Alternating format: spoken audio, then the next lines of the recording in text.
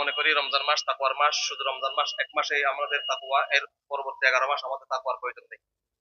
অথচ রমজান মাস, এই এক মাসে আমরা প্রশিক্ষণ নিয়ে পরবর্তী 11 মাস আমরা সেটাকে পালন করব।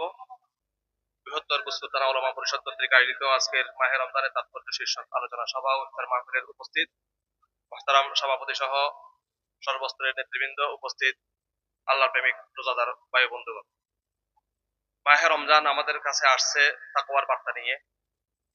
এই তাকওয়ার বার্তা, আমরা মনে করি রমজান মাস তাকওয়ার মাস, শুধু রমজান মাস এক মাসেই আমাদের তাকওয়া, এর পরবর্তী 11 মাস আমাদের তাকওয়ার প্রয়োজন নেই। অথচ রমজান মাস, এই এক মাসে আমরা প্রশিক্ষণ নিয়ে পরবর্তী 11 মাস আমরা সেটাকে পালন করব।